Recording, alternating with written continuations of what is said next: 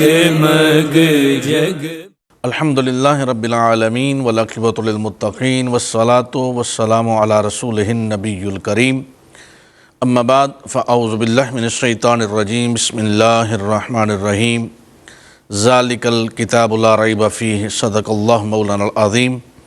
معزز ناظرین کرام، آپ دیکھ رہے ہیں پروگرام روشن راستے۔ آج کے اس پروگرام میں جس طرح کہ یہ روشنی کا سفر ہے اور ہفتہ وار یہ پروگرام ہم ایک نئے موضوع کے ساتھ، ایک نئی جہت کے ساتھ آپ کی خدمت میں قرآن و سنت کا پیغام پیش کرتے ہیں۔ آج ہمارا موضوع ہے قرآن کے حقوق۔ اے اہل دل، ذرا ایک لمحے کے لیے دنیا کی آوازوں کو خاموش کیجئے، اپنے دل کے دروازے بند کیجئے اور روح کے دروازے کھول دیجئے۔ سوچئے، اگر آج آپ پر آسمان کی طرف سے کوئی نور اترے، اگر رب کائنات اپنی طرف سے کوئی پیغام بھیجے، اگر لامحدود عظمتوں کا مالک اپنی مخلوق سے کلام کرے، تو وہ پیغام کیسا ہوگا، وہ نور کیسا ہوگا، وہ صدا کیسی ہوگی؟ پھر خود سے پوچھیں، کیا واقعی ہم سمجھتے ہیں کہ یہ کائنات یوں ہی بن گئی؟ یہ آسمان جو ہماری نظروں سے بلند ہے، یہ زمین جو ہمارے قدموں تلے بچھائی گئی ہے، یہ دل کی دھڑکن جو بغیر بتائے چلتی ہے، یہ سانسیں جو آتی جاتی ہیں، کیا یہ سب کسی حادثے کا نتیجہ ہے؟ نہیں، کبھی نہیں۔ یہ سب ایک ارادے کا اظہار ہے، ایک حکمت کا اعلان ہے، اور اسی ارادے اور حکمت کی معراج ہے قرآن۔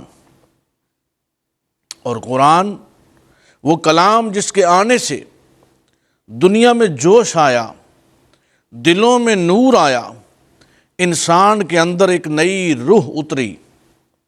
قرآن وہ صدا ہے جو صدیوں سے دلوں کو جگا رہی ہے، جو آج بھی آپ کے دل تک پہنچنا چاہتی ہے۔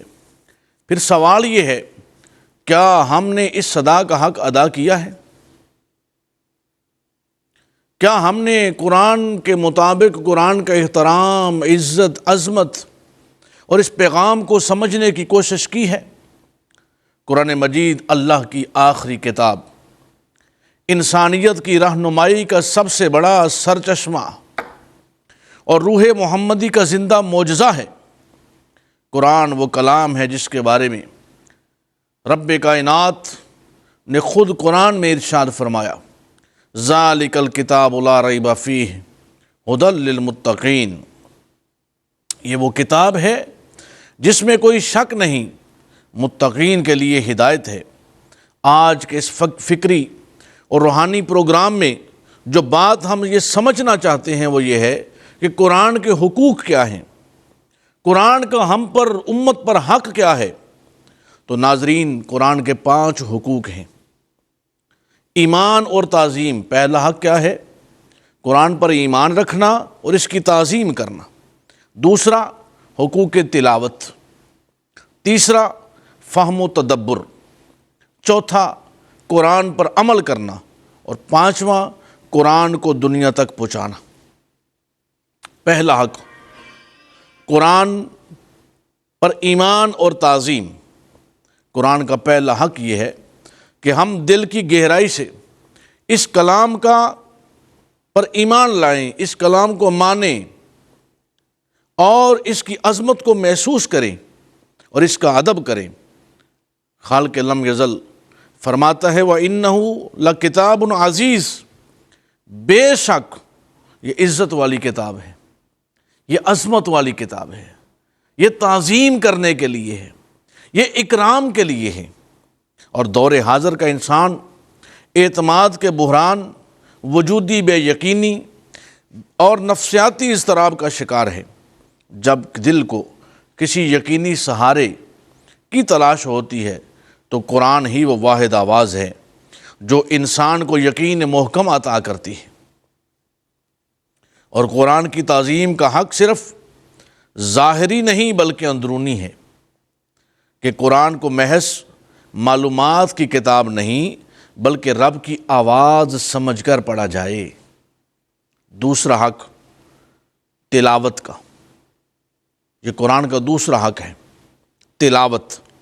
قرآن مجید کا مسلمانوں پر یہ حق ہے کہ مسلمان اسے سمجھیں، غور و فکر کریں اور اس کی تلاوت کریں۔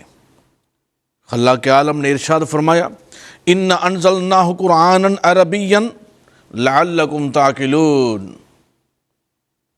اور اس آیہ مقدسہ سے معلوم ہوا کہ قرآن مجید کو سمجھیں، اس میں غور و فکر کریں، اور اسے سمجھنے کے لیے اللہ نے عربی زبان، چونکہ محبوب کائنات رحمت کونین صلی اللہ علیہ وآلہ وسلم کی زبان میں اتارا، اور اس کلام کو پڑھنے کے لیے فرمایا گیا فَقْرَؤُوا مَا تَيَسَّرَ مِنَ الْقُرْآنِ، پس جتنا آسان ہو قرآن پڑھ لیا کرو۔ ایک بزرگ تھے، اللہ والے تھے، عارف تھے، وہ ایک جنگل میں رہا کرتے تھے۔ تو کسی شخص نے آ کر کہا کہ آپ کسی شہر میں رہتے، بستی میں رہتے، آبادی میں رہتے، لوگوں میں رہتے، کسی سے کلام کرتے، کسی کو سلام کہتے، کسی کے سلام کا جواب دیتے، لوگوں سے ہم کلام ہوتے۔ تو انہوں نے ارشاد فرمایا کہ میں کلام کرتا بھی ہوں، کلام سنتا بھی ہوں۔ سائل نے کہا کہ یہاں نہ بندہ نہ بشر، آپ اکیلے تنے تنہا ہیں، تو کس کا کلام سنتے ہیں، کس سے کلام کرتے ہیں؟ تو ان بزرگوں نے، عارف باللہ نے ارشاد فرمایا کہ جب جی چاہتا ہے میں کلام سنوں، کسی کا کلام سنوں، تو میں قرآن کی تلاوت کرتا ہوں، اور جب جی چاہتا ہے میں کلام کروں تو میں نماز کے لیے کھڑا ہو جاتا ہوں۔ رحمت کونین صلی اللہ علیہ وسلم نے ارشاد فرمایا، بخاری کی حدیث ہے، جو ہم میں سے نہیں، وہ ہم میں سے نہیں جو قرآن کو خوش الحانی سے نہ پڑھے، یعنی قرآن پڑھیں، خوبصورتی کے ساتھ پڑھیں، تلاوت اچھے انداز سے کریں، اور اس قرآن کو سیکھنے کی کوشش کریں۔ صحیح مسلم کی روایت ہے، رحمت کونین صلی اللہ علیہ وسلم ارشاد فرماتے ہیں قرآن پڑھا کرو، کیونکہ قیامت کے دن یہ اپنے پڑھنے والوں کی سفارش کرے گا۔ کتاب اللہ کے حقوق میں یہ بھی ہے کہ اس کتاب کو اچھے انداز سے پڑھنا ہے، صحیح طریقے سے پڑھنا ہے۔ حضرت سیدنا عثمان غنی رضی اللہ تعالی عنہ سے روایت ہے، نبی اکرم صلی اللہ علیہ وسلم نے ارشاد فرمایا، تم میں سے بہتر شخص وہ ہے جو قرآن کو سیکھے اور سکھائے۔ آج کے نفسیاتی ماہرین کہتے ہیں کہ ریاضت نفس، آواز کے ارتعاش اور توجہ کے مرکز کی تبدیلی انسان کے ذہنی دباؤ کو کم کرتی ہے، اور قرآن کی تلاوت انسان کی دماغی لہروں کو الفا اسٹیٹ میں لے جاتی ہے، اور یہی حالت سکون اور یکسوئی کا سبب بنتی ہے۔ اور ناظرین، سچ تو یہ ہے کہ قرآن کی تلاوت دل کی سب سے بڑی تھراپی ہے۔ تیسرا حق فہم و تدبر۔ قرآن کا تیسرا حق یہ ہے کہ اس کو خوب سمجھ کر، غور کر کے، قرآن مجید میں اللہ رب العزت فرماتا ہے افلا یتدبرون القرآن، کیا یہ لوگ قرآن میں غور نہیں کرتے؟ یعنی قرآن پڑھیں تو اس میں گم ہو جائیں، غوطہ زنی کریں، قرآن سے اسرار و معانی حاصل کریں۔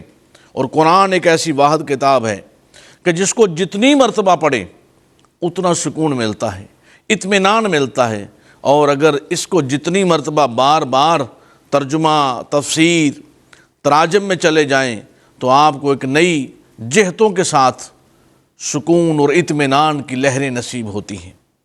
رحمت کونین صلی اللہ علیہ وسلم نے ارشاد فرمایا، بعض لوگ قرآن پڑھتے ہیں مگر قرآن ان پر لعنت کرتا ہے۔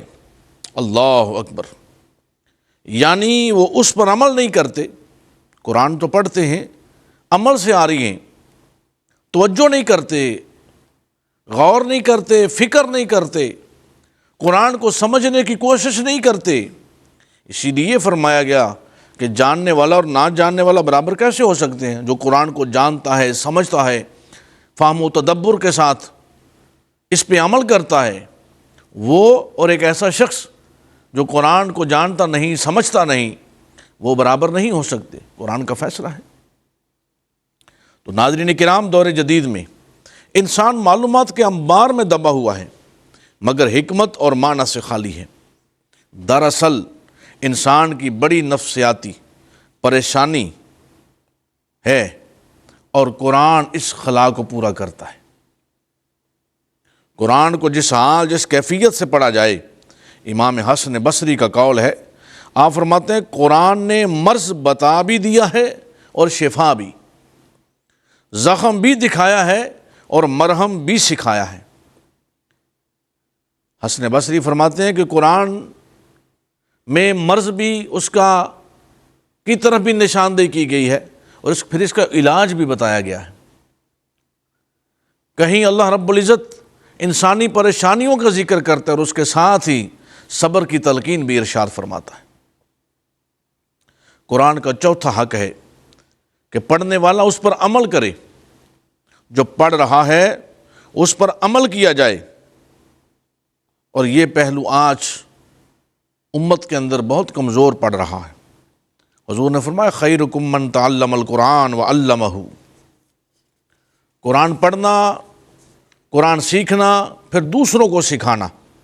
قرآن پر عمل کا مطلب یہ ہے کہ ہم قرآن پڑھ رہے ہیں اور جوں جوں قرآن پڑھتے جائیں وہ ہمارے قلب و قالب پہ اترتا جائے۔ زبان جس خوبصورتی کے ساتھ قرآن کو پڑھ رہی ہے، یہ قرآن اسی خوبصورتی کے ساتھ انسان کے قالب پر بھی وارد ہو رہا ہو اور انسان کے قلب پر بھی وارد ہو رہا ہو۔ اخلاق قرآن جیسے ہو جائیں، معاملات، تجارت، رشتے، یہ تمام چیزیں جب ہم قرآن سے حاصل کریں تو ہماری زندگیوں کے اندر ڈھلتے جائیں۔ یہی وجہ تھی کہ وہ 313 تھے بدر میں، لیکن قرآن ان کے قلب و قالب میں سرایت کر چکا تھا اور ان کا عمل قرآن کی ایک ایک لمحہ بلمحہ اپنی زندگی کے اندر ڈھال چکے تھے۔ وہ اپنی سیرت کو قرآن جیسا کر چکے تھے۔ آج ضرورت اس امر کی ہے کہ ہم بھی اس زینے اور زاویے پہ چلیں اور ہمہ وقت یہ دعا بھی کریں، اس پر عمل پیرا بھی رہیں۔ اللہم زین اخلاقنا بالقرآن، اللہم نور قلوبنا بالقرآن۔ قرآن سے وہ نور حاصل کریں جو ہمارے قلب و قالب کو بھی منور کر دے، منیر کر دے، اور ہماری زندگیوں کے ہر ہر گوشے میں ہمیں منور بھی کرتا جائے اور منیر بھی کرتا جائے۔ قرآن کا اگلا حق کیا ہے کہ قرآن کو دنیا تک پہنچایا جائے۔ قرآن پڑھیں، پھر اس کو لوگوں تک پہنچائیں، اس پیغام کو۔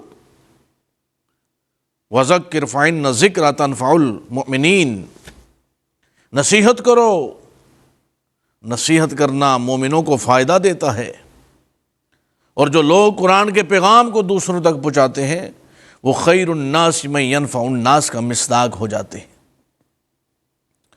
قرآن مجید میں اللہ رب العزت نے ارشاد فرمایا، اور وہ شخص سے بہتر بات کس کی ہوگی جو اللہ کی طرف بلائے۔ اور امت مسلمہ جسے قرآن نے کنتم خیر امہ کہا ہے، بہترین امت کہا ہے، ساتھ ہی ایک فریضہ بھی دے دیا، وہ کیا؟ وَأْمُرْ بِالْمَعْرُوفِ وَنَهَىٰ عَنِ الْمُنْكَرِ، نیکی کا حکم دیتے رہنا، برائی سے منع کرتے رہنا۔